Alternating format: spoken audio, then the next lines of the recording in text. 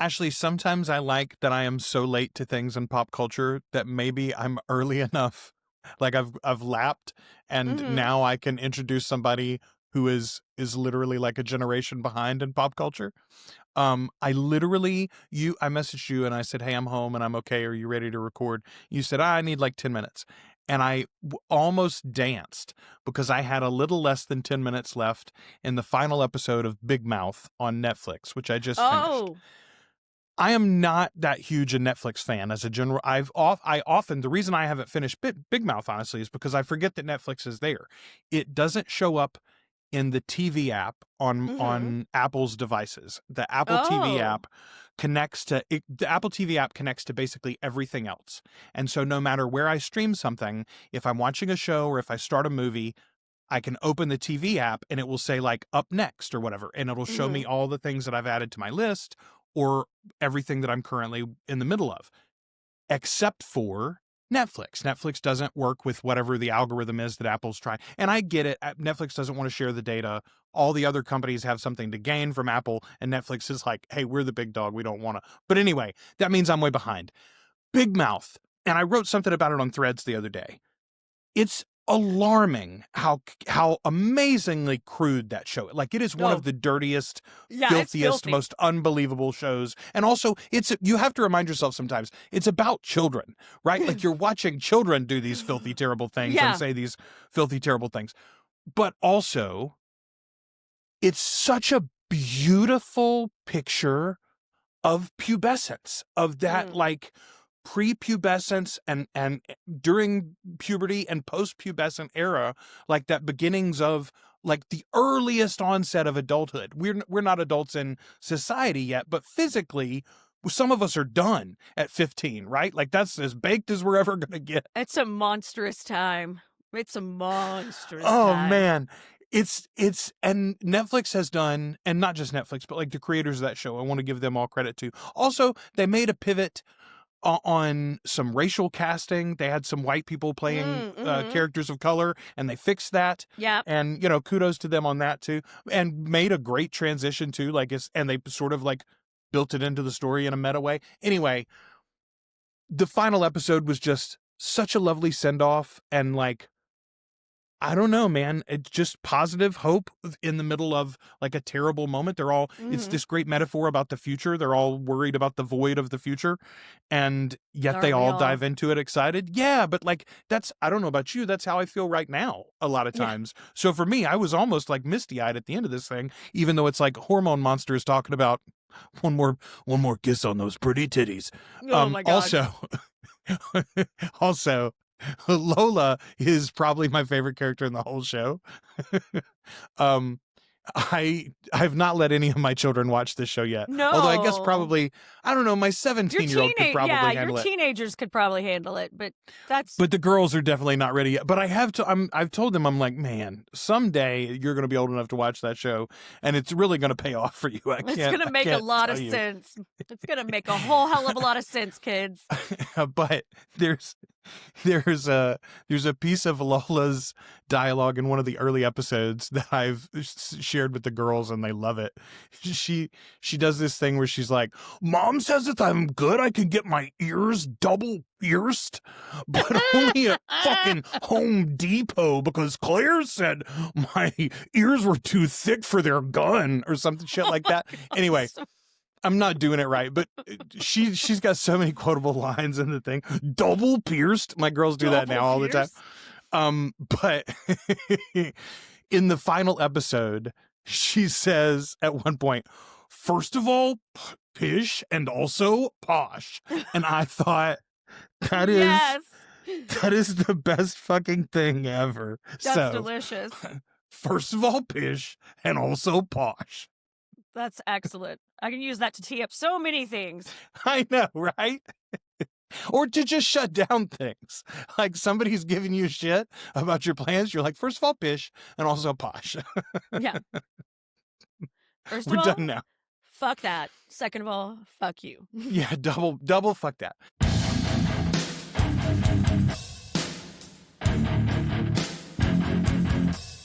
Welcome to the Articulate Coven.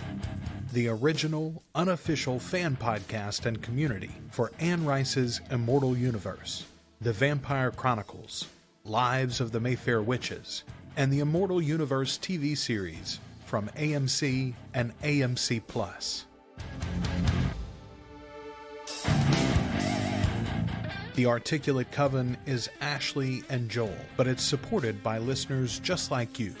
Find out more at articulatecoven.com/join.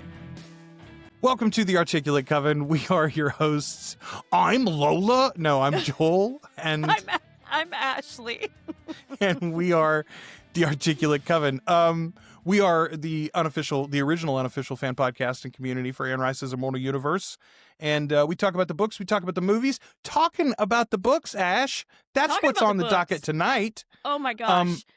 I'm so excited for this. Once again, I did not do cocaine. I just have a cold and my nose is tickling me like crazy. See, now this is where karma's biting us, Ashley, because we have for so long made fun of Don Jr. for sniffing and snorting everywhere in public. Well, that is and cocaine, though, Joel. Now that we got to point out that we have a cold anytime we have one. It's really a cold, I promise. I promise it's not cocaine. I don't need cocaine to fuel this monster. Okay. So tonight, what we are going to do is we are going to tier rank. Tier list, I guess, supposedly is actually the term that I should use. We're going to tier list the Vampire Chronicles and the Lives of the Mayfair Witch novels. We are leaving out a few. We're leaving out the Prince Lestat trilogy because we have not gotten there yet in our readings for the show. I have read the Prince Lestat trilogy, but I've read Prince Lestat a couple of times at least.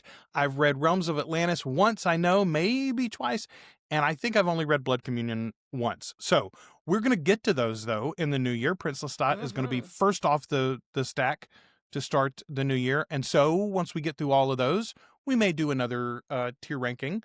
To update it. Yeah, exactly. Tonight, though, here is what we have. Oh, I'm so excited. I was so excited because I didn't have to make images this time. I just had to download all of the novels. I thought about going through and finding like my favorite edition of each novel or the one that I remember best. But I just went with getting an image that I felt I could blow up to a decent size without looking bad. So that's what we have here. This one, though, is the one. This is the version that I read. Hardcover novel in the gold wrapping. Beautiful this book. Lovely one. It's so beautiful. We're going to do this in release order, by the way. So that's the way that we're going to go down through the list. This one's from 1976, Interview with the Vampire, the novel that started it all, a novel by Anne Rice. I love, by the way, as our subtitles change and our little addendums change on some of these. I'm going to have some comments on some. The Witching Hour in particular down here has an interesting one that I want to mention. But for this one, Interview with the Vampire, a novel by Anne Rice, Ashley, I'll let you make the opening salvo. For this one, I feel like it has to go in top tier perfection. It's not my favorite, but it's a pretty fucking perfect book. And it introduces us into this world in the most beautiful, descriptive way, sets up the entirety of what's going to come next. You know, made us interested enough in Lestat to be willing to turn over the point of view narrator and lean into him instead of Louis. I don't know. It's pretty top tier for me. I think the only arguments against top tier perfection would be the one that you sort of made in the very opening statement. It's not my favorite. And it's not my favorite either. But so I guess I should do a little mini synopsis for each one of these. Interview with the Vampire is the story of Louis de Pointe-de-Lac, he's at this point 250 years old, I guess, almost something like that, 200 and something years old.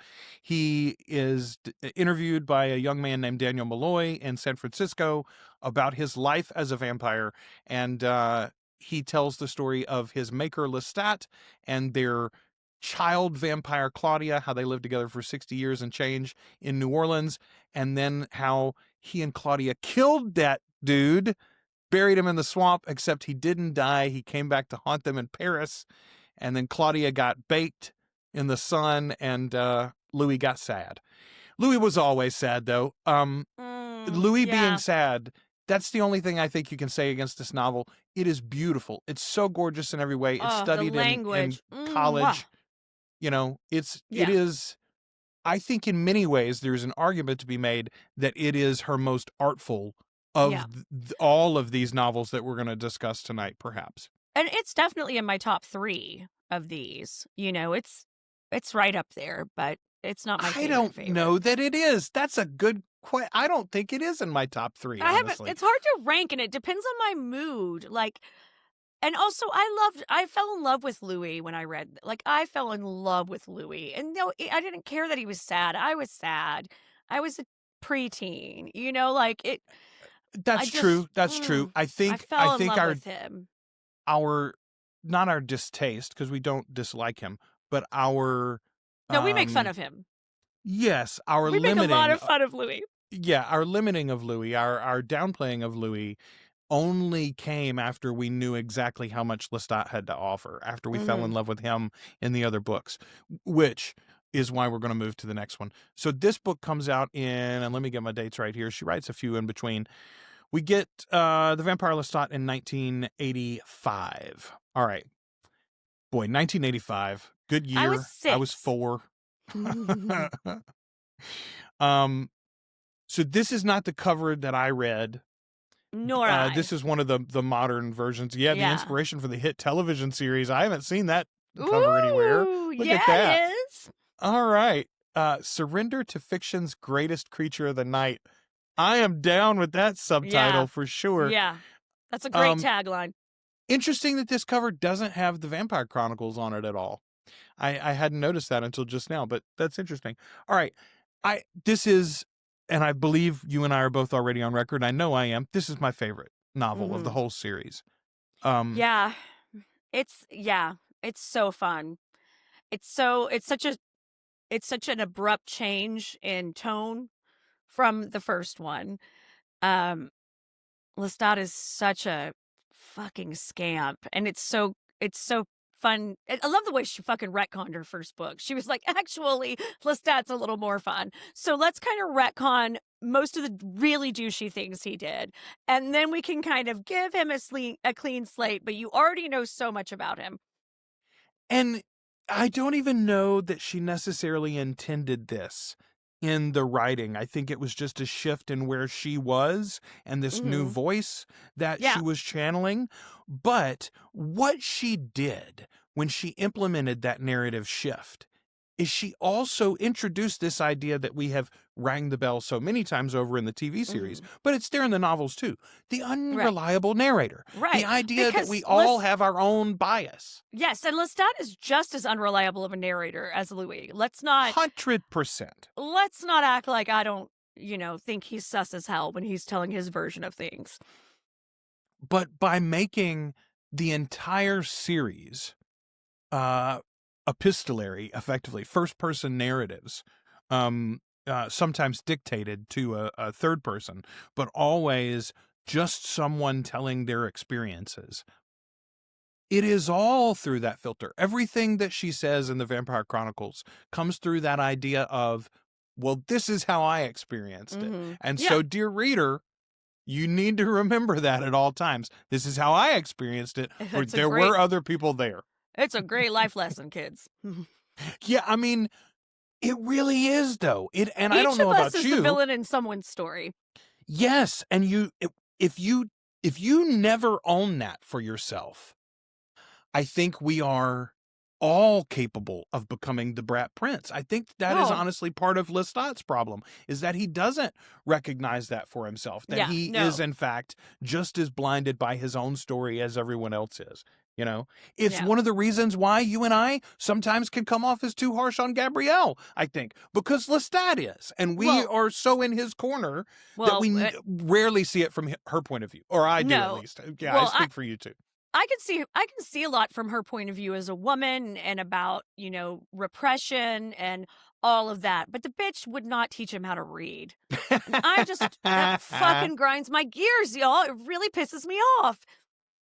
So in this novel, Lestat rises from a long slumber in the ground. He realizes that his ex-boyfriend has written a book about him and really does not care about I mean, imagine if, like, I can't remember one of Taylor Swift's ex-boyfriends now. Did she date Harry Styles? I felt like she dated one of the, I don't know either. Let's say you're one of Taylor Swift's ex-boyfriends, though, and you wake up from a long slumber and the album has dropped and it turns out everybody knows how small your penis is or how much you really love your mother. You really love your mother. Anyway, that's what Lestat wakes up to. The whole world thinks he's a douche canoe. Yeah. And he says, aha, aha, aha. Petit moment. And he writes his own story, and he also becomes a rock star. And also, he wakes the queen of the fucking damned. Yep. And starts a vampire human war. It's top tier perfection. Top tier perfection, kids. I think this is one of... I will make the argument, and I could hear the argument, that Interview with the Vampire might be a more literary novel, something like literally like Let's Break It Apart for metaphor and symbolism. With that. Yeah, I would agree with that. I think that The Vampire Lestat is a better novel, as in tell a fucking story in 400 pages or so. Let's do this shit. Yes, man. It's just such a great story. Such an amazing idea. It is. I love it. Yeah. Okay. All right. After 85, she gets on a... First of all, in 85 alone, this woman also writes and releases Beauty's Release and Exit to Eden. Then in 86, she releases Belinda. Then finally in 88, she gets back around. Could you imagine waiting 3 years for this? Like it was the I fucking... would be so pissed. Star Wars movies. Listen, we've talked about my problem with George R.R. Martin. So yeah. I mean, at the end of The Vampire Lestat, he's literally being drug out of his coffin. Yeah, as the sun rises by probably the queen, but we don't know that for a fact exactly. And then off he goes into the sun, and you're like, oh no. What happens to our boy? 3 years you had to wait. 3 years you had to wait for this. Goodness gracious. That sucks. Okay, so the Queen of the Damned, you want to talk about a tonal shift. So she goes from Interview with the Vampire, sad sack, Vampire Lestat, I am 6 feet tall and gorgeous, and I always have been. It's a good everyone height loves for my me. time. It's pretty good today. Don't you even worry about it. Also, did you know that I can sing and I write beautiful music? It's by the way, it's so startling. And look at me in leather pants. Yeah, one time I played the violin so well that I woke a statue queen. And this is her story. Yeah, okay, but so that's where we are in the Vampire Lestat. When we open the Queen of the Damned, it's that we don't even hear Lestat. Like, I don't know, it goes for forever, 200 pages, I think, before we really get to him and his story at all, because you're seeing a whole world being built and you're meeting all of these various characters and you're getting glimpses of what he has done in the previous novel and the tour, or not the tour, they do one big concert, but the music videos and the book that comes out and how the world, both Vampire and Mortal, are reacting to all of that. And then we also get the full fucking true history of the vampires. And it is some crazy shit, Ashley. It's really fun. It's really fun. This book, I love Queen of the Damned for all of the new characters we get to meet and all of the new stories we get to kind of hit on a little bit. It is a little messier because of that. It's a little bit of a messier novel. It's not quite as tidy as the Vampire Lestat is. That is fair. The Vampire Lestat is like a freight train on rails, and the Queen of the Damned is like more like a puzzle. It is an intricate Yeah. puzzle that you have to put together over I the mean, and course of the thing. I'm not saying it's not like exciting. There's not huge, Nope. some huge action. There's not danger. All that's in there. It's just not like, it's just not quite as tight of a book. I love it though. I was going to say, so would you make the argument it's not top tier perfection then? I would say Okay. I love it, but that's just I me. will accept I will accept I love them, just because it would be hard to argue that like the first 5 in a row are all top tier I perfection. know. I'm really trying to be critical, guys. I really, really am, y'all. Like, it is hard for me not to be like, put them all in top tier perfection. That's why we have a podcast. We've talked about that. We've talked about like the first 4 or 5 books that Stephen King wrote and how they're all just bangers, and they are. All of these are bangers too. Like there's not a cold. The I mean, Gunslinger genuinely, is not a banger. we got to for get me. like, okay, fair. I've tried so many times. I'm gonna do it again and fucking read it because we're gonna have to talk about it. But it's my point though is, if we were tier ranking, even though I will make the argument that all of those are bangers, not all of them are top tier perfection. no, And there is variance in those novels, one from another. I mean, just something as simple as Christine's a great novel, but it isn't Carrie. For No. instance, we haven't made 17 versions of Christine, have we? We've just made the one. It was good. It was fine. But like we don't need a new Christine for every generation. And I No. know I'm speaking ill of one of Nancee's favorites now, but okay. Queen of the Damned goes in love 'em. I'm absolutely with you there. Yeah. And I do.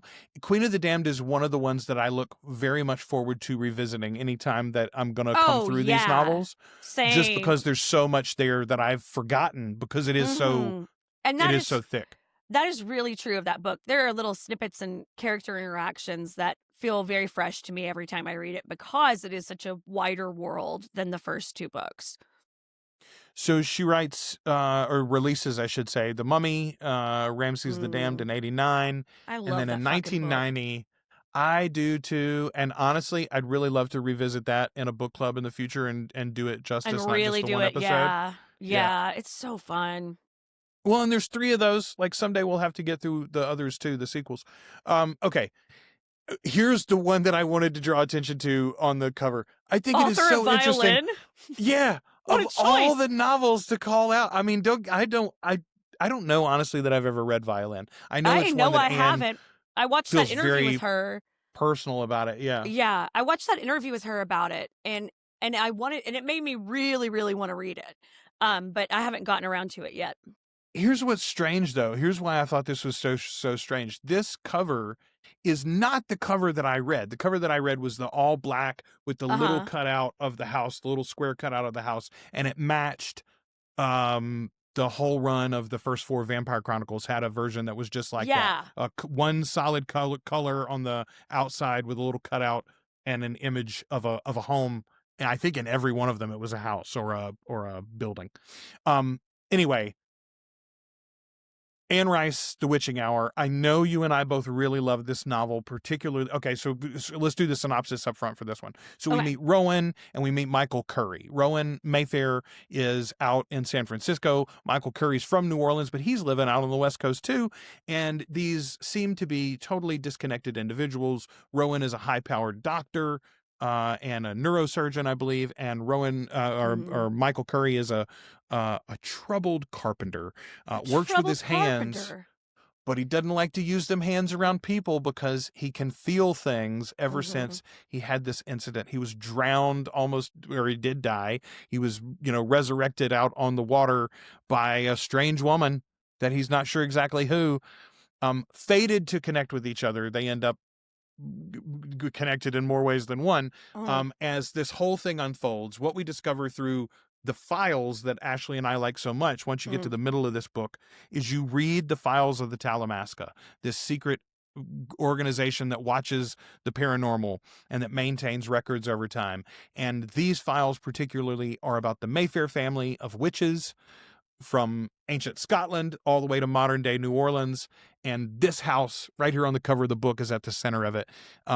We've talked about it on the show before. Anne was getting ready to move back to New Orleans. She just didn't exactly know that she was going to do this yet, but she had started to have success when The Queen of the Damned came out. They bought a house in New Orleans. They ended up buying a couple, I think, but they bought this house in New Orleans specifically, and she and Stan and Christopher all moved back to New Orleans. This is her love letter to New Orleans, The Witching Hour. Michael Curry is her. He's born and raised in the Irish Channel. You know, this blue-collar guy touched by the paranormal, and drawn into a world of, you know, mysteries that he couldn't possibly understand. Yeah. Absolute fuckery. I love Michael Curry as a character. He's a great everyman kind of guy. Which is weird to say about somebody with paranormal powers, but Michael Curry is that. He's always the everyman. In this world, and in this world, that's not the weirdest thing. You know what I mean? Having a little psychic ability isn't the strangest thing you could be in Anne Rice's world. First of all, Pish, and also Posh. First of all, Pish, and also Posh. I don't want to be a revenant. Hello.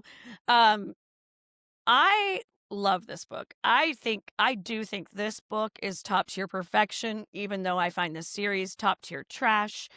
It is so fucking interesting to me. I'm never intimidated when I grab this book, even though I know it's long as fuck, because I know I'm going to get such a great story. And in the midst of it, I get all of this kind of cool, fucked up history of this weird ass family. And it is good. So I will say that this in many ways is like Anne Rice's The Stand, in that it is unbelievable that a publisher let her do this that early in her career. And I know we've talked about how The Queen of the Damned was a giant smash hit, and so she had that already like as backing. But it's still crazy that they let her publish this book as it is. And now we know in retrospect, she wasn't even being edited anymore at this point. Like, and the fact that they let her release this before Tale of the Body Thief is another like pretty crazy thing, that they weren't like, you better get the next book done. Damn it. Where's that next fucking vampire book though, Anne? I mean, in this, I feel the same way about The Stand. And I know when The Stand first released, they did make Stephen cut a bunch of it, but even the cut version, even that cut, that the abridged version is still, it's like 35 hours if you read the audiobook or something. Like it's not. But also, both of these novels that we're discussing right now have like giant sections that are seemingly unnecessary. And that I think, especially like in a film adaptation, or as we've already seen in a TV adaptation for the Mayfair Witches, producers, executive somewhere along the line will be like, oh, well, we don't need that, do we? Except so you do need it because it's all important to the fucking meat of the story, or it wouldn't be there. Yes, it's not just the story of Rowan and Michael that she's telling here. It's not even just the story of Lasher. It is this entire world that she's building in one book. And unlike with The Stand, you know, Stephen didn't revisit that and write some more stuff. Oh, and now Flag did this. But Anne does go on and tell a further story with these characters.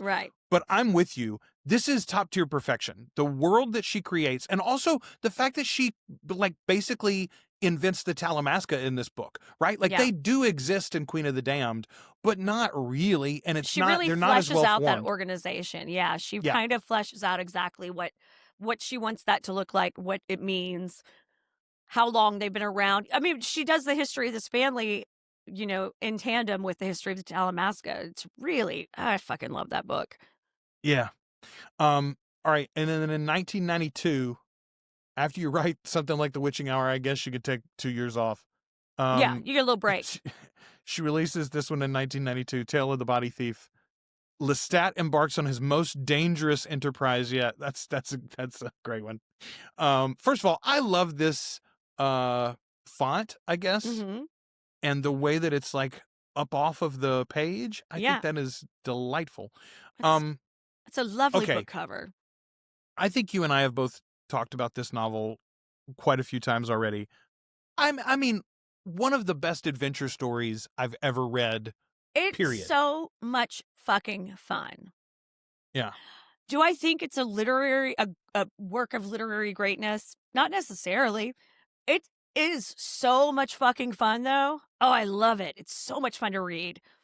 I don't think Tale of the Body Thief is as good a literary work as any of these three. No. And But, I think it's so fun probably to not read. up to the quality of this as far as literature goes. Yeah. But yeah. Okay, so this one is the Tale of the Body Thief. The vampire Lestat meets a character named Raglan James, who tells him that he knows how to swap bodies. And I got a really nice one here. It's mortal. Wouldn't you like to try being mortal again? Very fair, very equitable. We'll I'd just like make a to swap. hop into this vampire body and see what that's like. What am because I going to get that's- out of it? I get to try your body out for a little while, and also you're going to make me very wealthy. You're going to give me a bunch of money for this, so that's good too. And Also, I'm then, never going to we'll- give your body back to you. Oh, did I not? Did I say otherwise? Did I imply that I was bringing this one back? Because I'm not. I'm not bringing it Is back. body thief in the title? It might Yeah, be. my bad. Spoiler alert. Genuinely cannot wait to see this one on screen, especially now that God. they've got Justin Kirk as Raglan James in the series. I'm very, very hopeful that we will get him into this story. So this is, again, it's just like rollicking from go. It's so I will fun. say, somebody pointed out in our feedback on the trailer for season 3 that we did recently. You and I were breaking down the trailer. We were talking about blood piss. Oh, yeah. So here we go in our continual discussion of blood piss. A blood piss. Someone pointed out, though, hey, it really does kind of bump up against the fact that Lestat is so disgusted by peeing when he has to in human form in Tale of the Body Thief, which I'd forgotten about. Yeah, he pees all over himself the first time, I think, or like all over the bathroom. He's like, oh, what is this thing? How does that work? Get your dick in hand, sir. Yeah, I've genuinely thought about sharing that passage with my sons because they both have bad aim from time to time. Okay. Get your dick in hand before I do. Yeah, get your dick in hand. That's not the right thing to say to your child. No, that's okay, not. top tier perfection. That was for Lestat. I would argue that this is top tier perfection, and that's what my gut says. That's what my heart says. I don't think it is, though. I think this has to go in Love Them. I agree. Maybe you could put it in So Precious even, but you could. I think this is almost top tier perfection. It is a little hung up on the mundanity of mortal life. Those sections with Lestat are a little long for me in a couple of places, and it doesn't have the high-mindedness of these other 4 that we've talked about so far. But that's literally why I love that book so much. Yeah, I like love that it's breath of fresh air. Yeah, it is. It feels kind of like the vibe of The Mummy, which has a much more adventuresome vibe than a lot of these. Boy, adventuresome is not the way that I would describe this novel, Ashley. So this comes out in 1993, the second book in the Lives of the Mayfair Witch series. I love Lasher. that cover.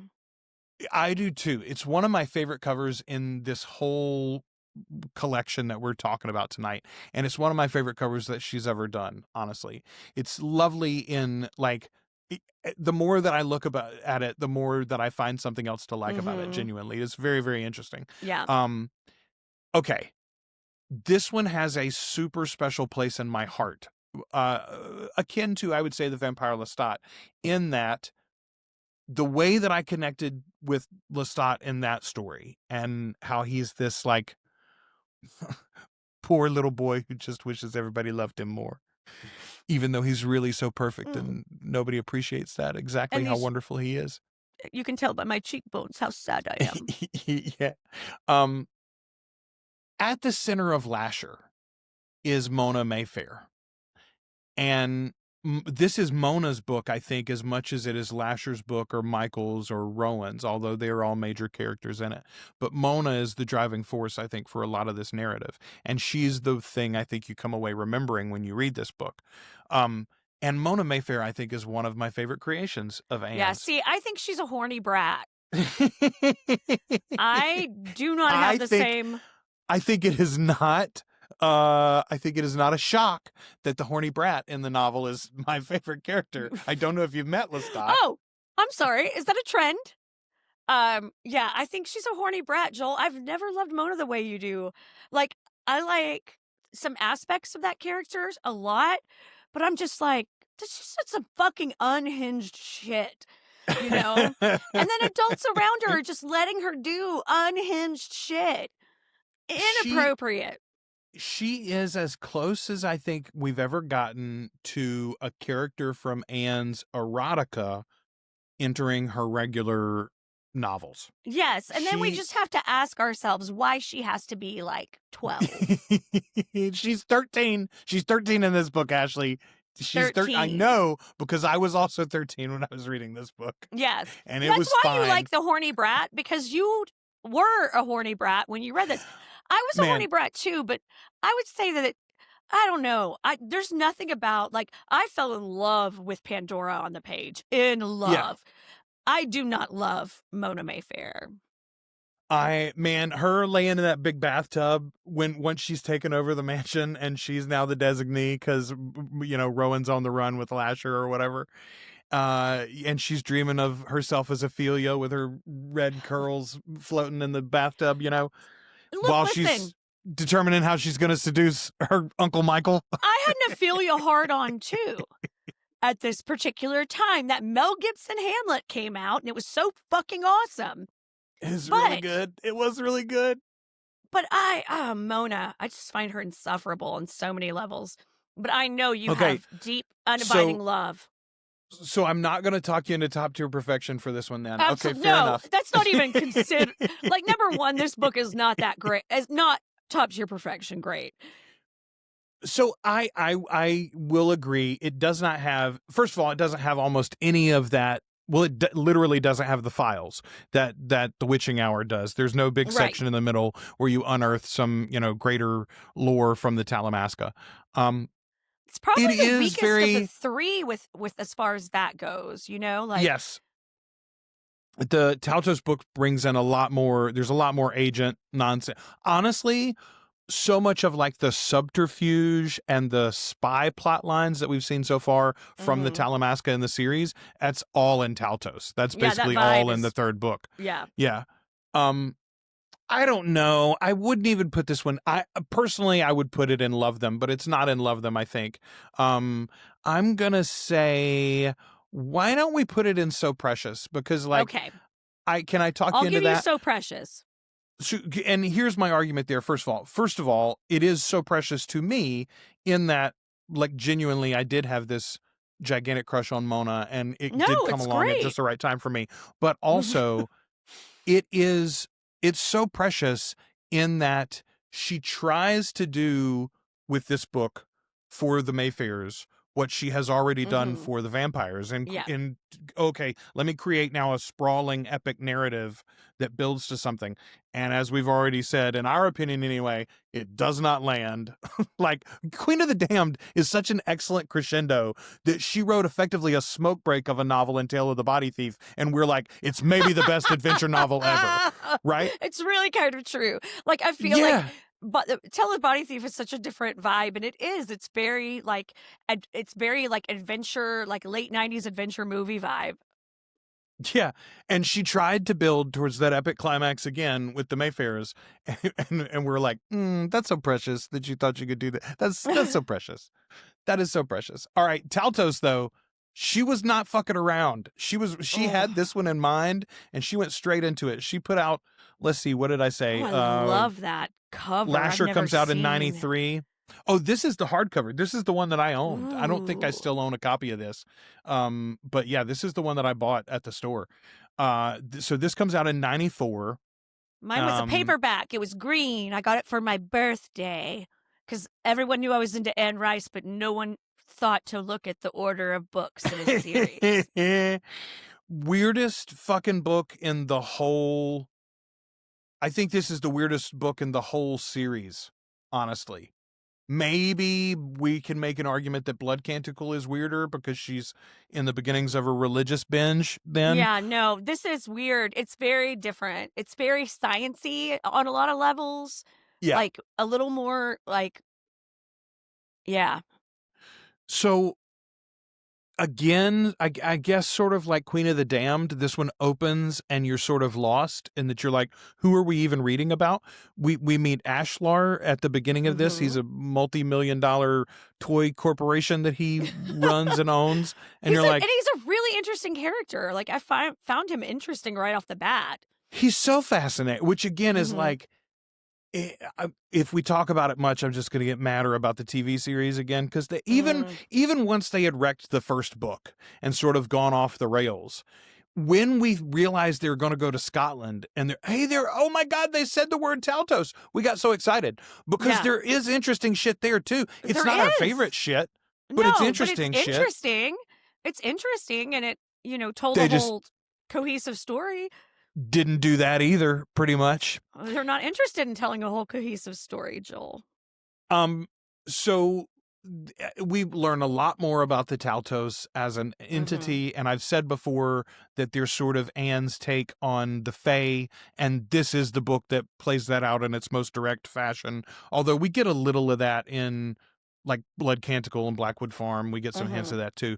But I don't really care for this one, Ashley. I know it's your favorite of the, or I say your favorite. You like it better than Lasher. I like it better than Lasher, but I wouldn't put it in Love Them. And I also wouldn't put it in So Precious because it doesn't have like that kind of vibe. I'd say cool, I like them. I was gonna say cool, I like them because it's not. I don't hate this book, and there are some things that are really really interesting about it. But this is like one of those times. If this had been a whole different series, if this book had not been connected to Lives of the Mayfair Witches and they weren't called Taltos, they were called something else, it almost would have felt more cohesive. If she'd just been like, hey, here's another idea about a paranormal. You remember that Mummy book I wrote? Here's one like that. Yeah. It is so sciencey where the other two are just not. They have the genetic strains all through. They do. And I mean, and then we talk about that in the intentional breeding of this fucking 13th Witch and all of that. Like, I mean, science is in there, but those other two books are not based in science. They're based in myth, is how it feels. Yes, that's exactly it. All right. You want to talk about another one that holds a special place in our hearts? This is, I think, Ashley, this is the first one that you and I were there for, like, day one, right? In real time. Yeah. I bought mine at Sam's Club. Man, those Sam's Club hardcover deals hit hard, didn't they? Walden Books. $22 book for $14.95, baby. Okay. Memnoch the Devil. I mean, y'all, if you haven't read this book, you think Realms of Atlantis is weird. Lestat gets to hang out with Satan. I fucking love this book. He's chasing a drug dealer to start. He kills the drug dealer, and then he gets haunted by a entity that says, hello, I am the devil. My name is Memnoch. Let me tell you about heaven and hell and the history of humanity and the earth and the whole point of this entire place. You say you want a reason, a purpose, Lestat. You say you want to serve good in the Savage Garden. Here's how. Come serve in hell, baby. Come help me train souls to get them out of hell and forgive God. It's a crazy fucking novel, Ashley. This is a crazy novel. Fucking love this book so much. Yeah. I would pitch top tier perfection for Memnoch, frankly. I love the exploration of the themes. I love the religious, like, shake-up shit it's willing to do. Like, I love the audacity of this book on so many fucking levels. And That's it. Yeah. I love the audacity of this book. Okay, I wouldn't have fought for top tier perfection if you were going to say against it, but since you suggested it, fuck yeah, I'm going to put it in top tier perfection. Yeah. Listen, there's a scene where he follows Christ to the cross and drinks from him on the way. He meets Veronica and steals her veil with Christ's face on it. And you buy it. It makes perfect sense for this vampire who was a rock star 2 books ago. Real talk. I buy that story more than I buy most of the Bible. I mean, I've said already on the show at whatever I was, I'm 13, 14 when this book comes out. Yeah, I've spent some long time considering whether all of Christianity was based on a vampire. Mm.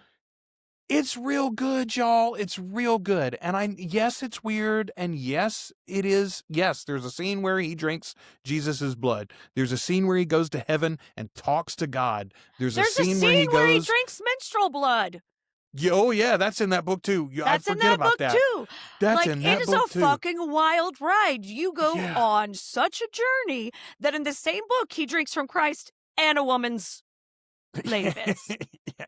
But genuinely, it absolutely rises. I would make the argument that it is as literary as Interview with the Vampire, if not.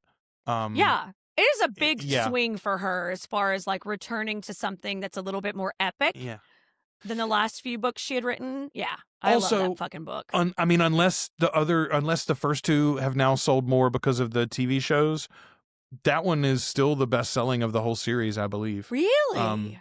It was for a long time after. When Blood Damn. Canticle came out, Memnoch was still the highest selling at that time. That's awesome. Yeah. I know people are weird about it, but it's a great book. It's a great book. All right. Memnoch the Devil, she writes Servant of the Bones, Violin. Okay. And then in 98, she does a twofer. And honestly, this has Pandora first. I think Vampire Armand came out in the fall and then Pandora came out in the spring, but we're going to do Pandora first because it's your favorite. It's my favorite. I love this fucking book. I love it. It can't go less than love them as far as I'm concerned. No, strongly agree. I like this book better than Blood and Gold. I do too. It just occurred to me, I don't think I have Blood and Gold up here. I knew I was missing one. It's Blood and Gold. Fucking missing one. Fucking Marius. Let me go get. I know, right? Now I gotta go get it real quick. Marius. Somebody had already told us that like several times. They've been yelling at our screen already. Where's Blood and Gold? I guarantee you somebody was looking at those tiny little clips. Okay, let's do say though, Pandora's a better novel than Blood and Gold. Yeah, it is. It's a better novel. It's just told better. The bitch tells a better story than Marius does. Like he's all like up in his feelings about it, and she's like, "This is what went down, motherfuckers." I love the history in this. I love learning about her family and her early life in Rome. I love seeing the fall of Rome happen through her eyes. The betrayal of her family. Like there's just the betrayal by her brother of their family. There's just so much in this book that is amazing. And the fact that she took who was a fairly minor character and then blew her up like this was just delicious to me. Yeah, strongly agree. And here's the other thing too that pokes holes in my occasional argument against the idea that Anne Rice is all about purple prose, right? People will be like, "Oh, she write 14 pages about the drapery." She tells the same story effectively in Pandora and in Blood and Gold. Mm-hmm. And Pandora, she tells it better in 250 pages instead of 550 for Marius's version. And I know there's other stuff, but still, the side Pandora's characters a better in this story. Book, yeah, it is. The characters we get to meet, her two girls that become her servants, and her like head of household fella that Flavius that she ends up turning into a vampire. Like he's like my favorite character that doesn't really matter in these whole books. We've talked about him before. So fucking great. This book is awesome to me. I really loved it. I've listened to the audiobook at least 3 times and I've read it, probably. I think it's top tier perfection. I will take it. I'll tell you the one thing that's wrong with Pandora is that Pandora, and I think part of this was because of the failure of Vittorio. The bigger part of it was because of the fact that Anne shifted gears and wasn't writing vampires much after this. But she made this deal to write a full novel in the fall and a shorter novel in the spring. And there was going to be Tales of the Vampires. New Tales of the Vampire. Or New Tales of the Vampires, yes. It's such a shame that we didn't get it. It's such a shame that we didn't get more. I have so much sadness and regret in my soul about that. Like, Yeah. I could have had a book on Mail. I could have had a book on anybody you wanted to write a book on. I want one on Santiago now. Fuck. Okay, I'm going to skip ahead. Actually, this is slightly out of order, but let's go ahead and do this because I don't think you've ever read this, have you? I have not read Vittorio the Vittorio. Vampire. So Okay. I am going to. I've read Vittorio once. And we're going to defer. put him down in literally who, because I Yeah. barely remember that. I only remember the book because he has visions. He can see. I don't think it's just ghosts, but he has these visions that no other vampires do, and that's basically the point of his story. Was He such a literally weird- starts the book by going, "Hey, I don't know anything about Lestat and those other So vampires that don't write ask novels. me. Yeah, so don't Right, ask but me anything about what's going on with them." What a weird choice to go that direction when you could have written about a character people already had some sort of like connection to and interest in. But I mean, you're right. And again, this is sort of like to go back to our thing about the witching hour, like how did a publisher let her do this? However, my point is, I wish that it hadn't been a failure because I wish that she would have written others. The fact of the matter is, and we're seeing this now in the TV show already, right? Like Jasper does not know Lestat and Lestat doesn't know Jasper and they don't have any connection. And I don't think we're going to get one. Some people have wondered if like, oh, who is Jasper's maker? He's just some bum vampire in Texas in the 40s. Like that's all that he was. But Jasper is a character that's cool and that we like him and that feels at home in Anne's world, right? Vittorio, while not a vampire that many of us have great affection for, feels like a vampire that exists in Anne Rice's world, even though he's disconnected from the storyline at large. And I loved that, even though I didn't really care for that novel. And I wish that we had more examples of that, even if they were losers. This is one of the, like, I feel this way about the Bond series, right? Like, I love the James Bond movies, and I'm like, I wish you made one a year, because there'll be good ones. There'll be bad ones. There'll be amazing ones. There will be mundane ones. And that I want more of that, actually, you just please. want all of just it. make Doesn't movies. matter, good, bad, or ugly. Give me more. Yeah, I mean, sometimes you got to throw spaghetti at the wall. Like, fucking King writes 2 novels a year. You people get to work. You people get to work. Yeah. All right, let's go back Real to the one talk. that was actually in the right order here. So in the same year as Pandora, these both came out in 1998. The Vampire Armand.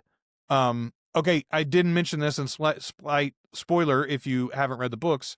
Not a huge spoiler though, because here's a whole book about him. Armand dies in Memnoch the Devil. He goes into the sun. I was crushed. Like, I talk a lot of shit about Armand being an absolute gremlin, but I fucking love him. And I was absolutely fucking devastated. Devastated when he died.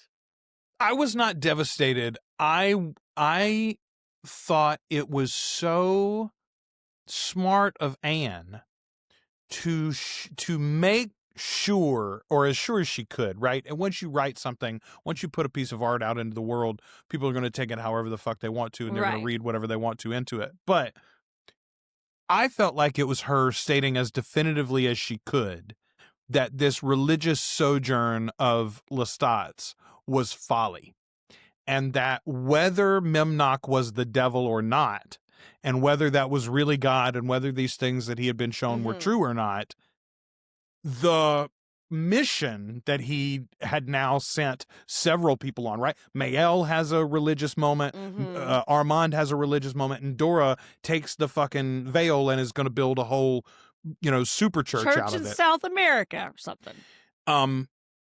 I thought that was Anne, when Armand goes into the sun, I thought that was Anne telling us, hey, don't break your CDs because you went to that revival. Yeah. Don't just put them away. Just put them in your closet. Every summer after you get back from Christian camp, you don't have to keep giving Ashley your Stephen King and Dean Koontz novels. You could just keep those. I mean, you can't. You just tell her to hang on to them for you. Why don't you? But anyway, I thought that was that moment. And so I wasn't devastated by it. I just thought it was a very effective plot point, right? And a character that we cared about, even though we sort of love to hate him sometimes. But the fact that she had offed him in such a dramatic fashion, I thought was like, oh, a great moment. Okay, this novel to me is a little bit excessive, and it is a little bit navel gazing, both on her part and on Armand's, I feel like, at times. Yeah. His story is not nearly as enjoyable as any of Lestat's to me, No. and I don't think it's even as varied as Marius's, which I Yeah, also I don't was just gonna absolutely say, adore. I probably like Blood and Gold better than the Vampire Armand as I far agree. as the overall Stories. storytelling. Yeah. Yeah. Okay, so it's definitely below Pandora. I would Mhm. say, you know what? I think I'm going to make the argument that Armand needs to go just like the character himself. He goes in so precious. So precious. So I will say this novel, I think this is fitting for this novel in some ways too, because this novel is really about like Armand forgiving himself and forgiving his father, understanding the truth of what his father was and who his father was and what his father had meant to him, and all of that revelation and understanding that he gets when he goes back I home. think too, Um discovering a softer version of himself that's more of a caretaker, I think that's a big part of that. oh, that's right, because he gets Benji and Sybil in this book too. Yeah, that's a Yeah. very good point. So we get to That's a kind of very good see a point. different side of him, like more the side of him that we see when he's in the house with Ricardo and crew, and Yeah. how he takes care of the younger boys, la la la la la. It's kind of a continuation of that. It's allowing him to live a piece of that life over again, which I like. Yeah. There he goes. He goes right there and so precious.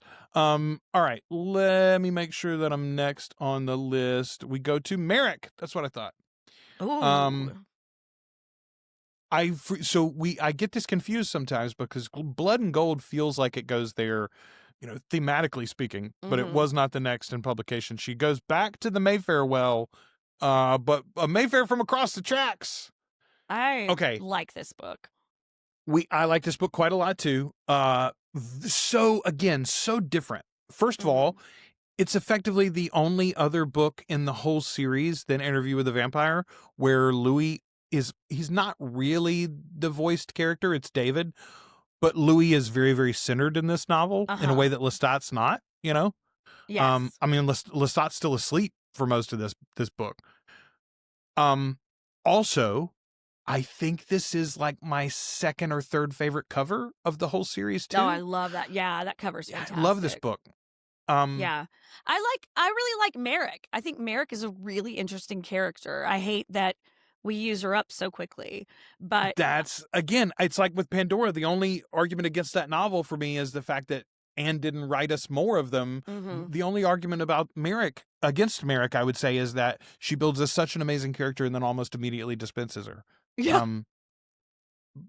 Yeah, I think she can't go any lower than So Precious. I think maybe this is in Love Them, honestly. This was in some ways like a return to form. It's a very different novel than the ones that she had done, but since we're still not hearing Lestat's voice, I feel like this is as close as we've gotten to these first four novels as far as quality. I would definitely agree. Yeah. Okay. All right, there you go. Merrick's in Love Them. Boy, I really hope we get a good Merrick in the Immortal universe on TV. That casting. I'm sure they'll get someone amazing. Okay, and yeah, this is why it's so confusing, because she does Merrick, and then she writes two novels that are effectively sequels to that. But first, she puts out Blood and Gold. Blood and Gold. But wait. So Blood and Gold comes out in 2001, and I mean, genuinely, I do not understand why you don't release Pandora, Armand, and Blood and Gold together, and then Merrick, Blackwood Farm, and Blood Canticle in a row. But here we are. Here we are at Blood and Gold. Blood and Gold is Pandora, but worse, and with more navel gazing from Marius. Yeah, and just Marius making absolutely moronic decisions and always still thinking he's the smartest person in the room. Okay, this is going to seem so wrong because you and I both enjoy this book in a lot of ways. But it's hate them rage-inducing. Yeah. Listen, we love the character of Marius. I think that's where we put Marius. We love the character of Marius. But he writes this whole fucking book where we're supposed to understand him better. And feel bad for him. All it serves to do is prove all the shitty choices he makes in his life. Yeah, we're like, actually, you're the worst, and you're the reason that all those people left you, Marius. How do you not get the You're the lesson of your common story? denominator. You know, at the end of Interview with the I don't think this is in the novel, but maybe at the end of the movie in '94, Christian Slater's like, you don't even understand your own story, man. You know, Yeah. okay. Marius gets to the end of it and he was like, aren't I the most put upon vampire of all time? And we're like, you don't even understand the meaning of your own story, man. Woe is he. Yeah. Also, Thorn comes to him with a more tragic story, and Marius is immediately like, that's wonderful. Let me tell you 500 pages of my life. Yes. I will say this book gets bonus points because I really do like Thorn. But again, Ash. I can't wait until we get to the Prince Lestat trilogy and you see some more of Thorn. He's around. Oh, good. I'm glad because I was like, but again, here we use him up and don't ever see him again. No, we do see him in the last trilogy, and also had a soft spot for our big Viking. Okay. So in 2001 we get Blood and Gold. Then in 2002, again, Anne's still fucking teasing us and won't give us Lestat's voice. So she writes A Pretty Little Tarquin Blackwood on the plantation at Blackwood Farm. In the fictional North Louisiana that is an hour away from New Orleans. The big house just north of New Orleans. Just across the Pontchartrain. Okay, this is a good cover too. I like this cover a lot, especially when you know from the novel the importance of the cameos. So that is cool. Oh, I love her. His aunt is so great. Yeah. Aunt Queen is a great character. Again, wonderful, up there with Flavius, I would say, as like a sort of a minor character, but that matters a lot. But you just adore. I also I find Mona much more palatable in this book. Which is weird, because especially in the next one, lots of people got a problem with Mona. Even people that like Mona. I do. Like, she's fucking annoying and she cries all the time. That's why we put her in. Yeah. What do we put her in? Literally who? Because she does not act like herself when she's a vampire. Yeah. So, okay, I agree with you. The Mona in Blackwood Farm is, first of all, a Mona who has been through the full length of her tragedy, right? She's lived Lasher and Taltos. She's through her teen years at this point, and she is like dying also too, which we don't know exactly at first. But she's a lot more self-aware in this book. She's literally Ophelia in the water in this book. There's a sweet romance. I like that. Okay, which is why there's so much about this book that's not great, and we talked about it all in our book club stuff. Right. But I don't think I can put it any lower than cool. I like them. I agree. I think it's maybe so precious. So precious, honestly. yeah. And that's just because of...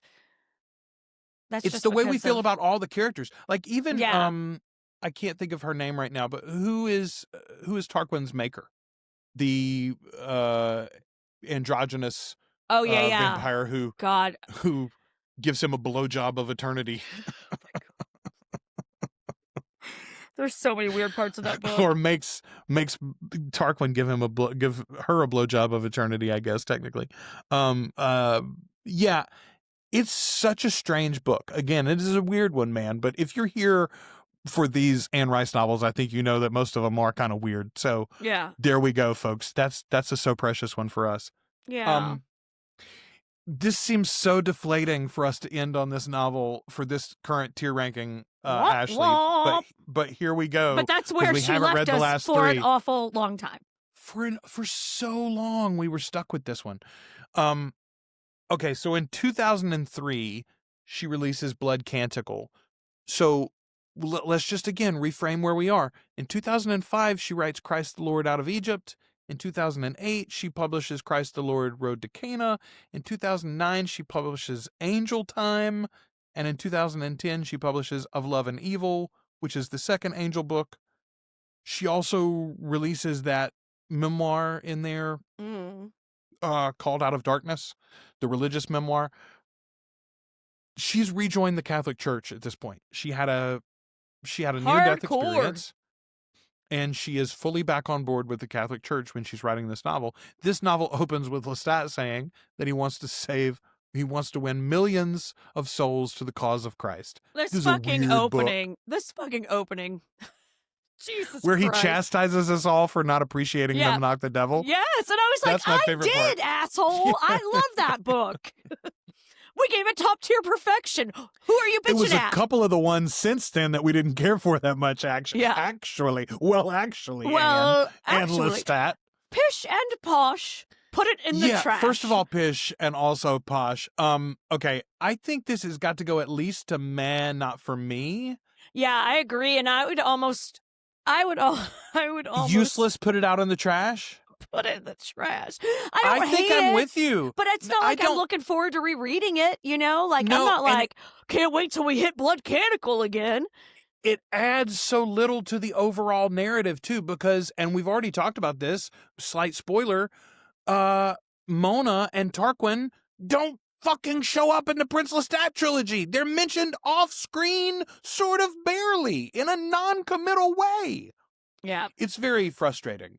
And for so long, so this book comes out in 2003. Y'all, we didn't get Prince Lestat until 2014.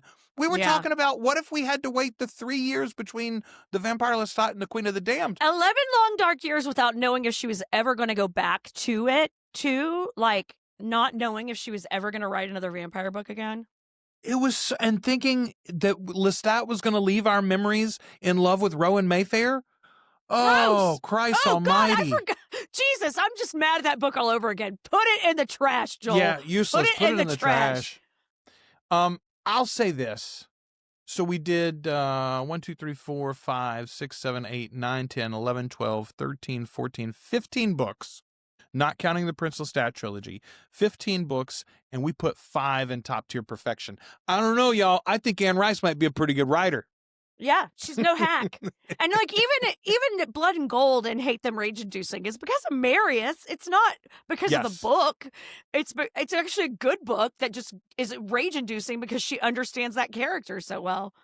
Well, and Vittorio the Vampire, literally who here is not even really shitting on the novel itself. No. First of all, you haven't read it. I haven't read it. Barely remember it. Yeah. So we're not judging this as a literary work. We're judging it honestly as part of this series in that capacity. And the reason this one gets useless put in the trash is because it disregards so much about all of the characters from these other novels up here.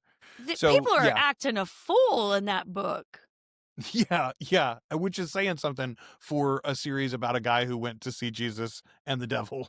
And who's had his body stolen by an agent in a secret psychic organization.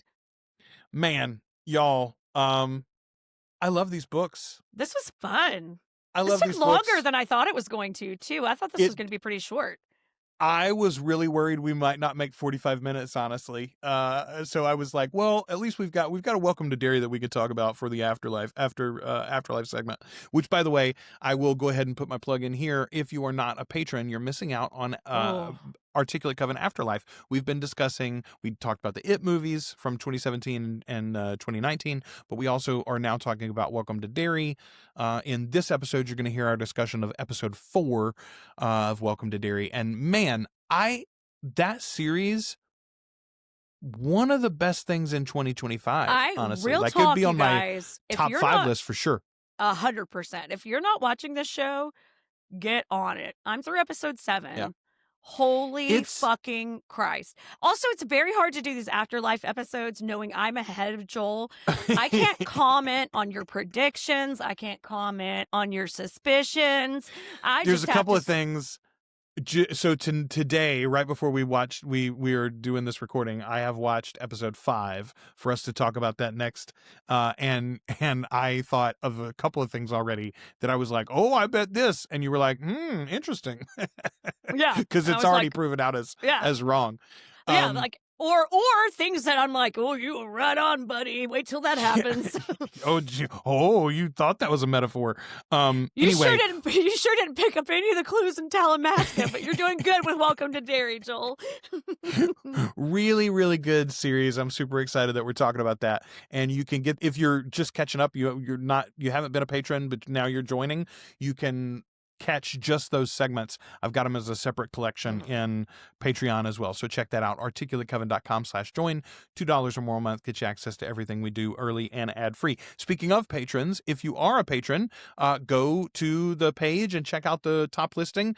There is a link there where you can now purchase tickets for our live event in 2026. Even if you didn't do the pre-sale, you could purchase the real ticket now. The regular tickets are $50. The VIP tickets are $75, and that gets you access to our meetups across the weekend as well. So go check that out. We're going to be on the stage at the New Maroney Theater October 30th. It's a Friday night in New Orleans. I know, right? It's really cool space, by the way. It's a converted church. We're doing a show in New Orleans.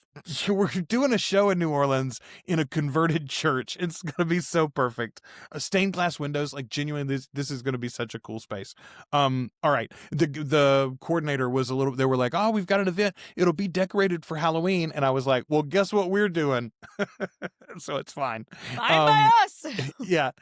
All right. Anyway, that is our episode for this week. And thanks to everybody who does support the show. You stick around in the after credits and you'll get Afterlife.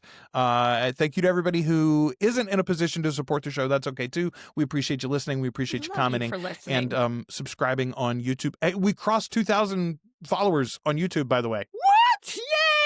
Yay! Yeah. 2K, 2K. Indeed. Okay. Until the next time that we talk to you, we have been your hosts. I'm Joel. I'm Ashley. And we are the Articulate Coven.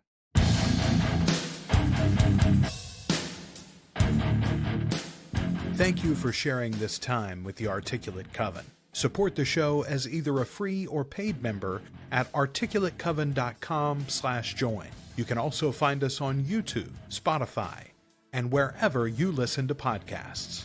Find more from the Coven with our sister show, Flan Again, covering the works of Mike Flanagan.